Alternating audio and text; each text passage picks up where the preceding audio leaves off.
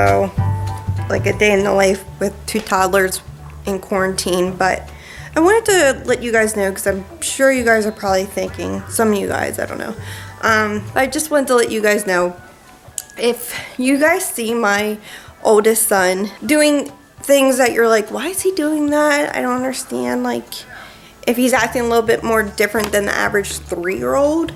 My son is autistic and he is nonverbal. So, I mean, if you see him like flapping his hands or not eating and not using a fork or not talking, you know, he's nonverbal. So if you see him just acting differently, you know, that's why. Like, some things he is a whip at. He's an extremely smart little child. He's super smart. I'm just happy that they're healthy. I wouldn't change him for anything. Jason is Jason, and he's very smart.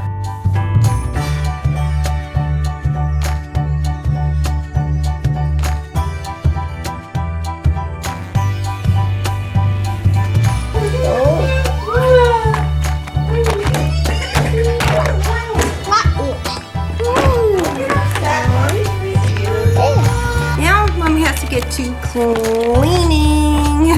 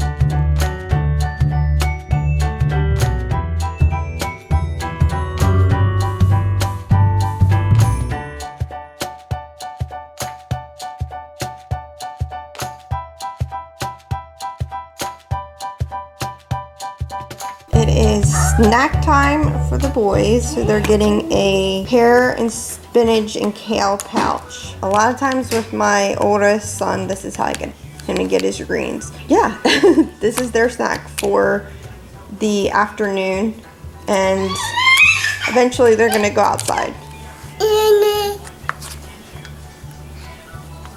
Pouch.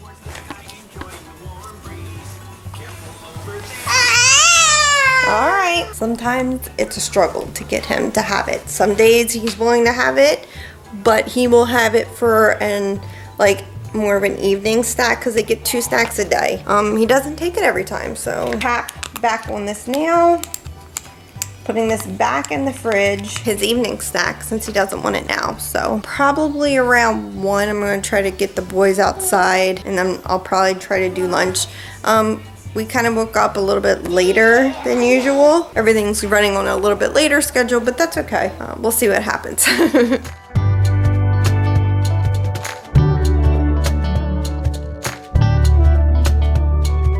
I just put in a pizza for Andy for lunch. I'll show you guys.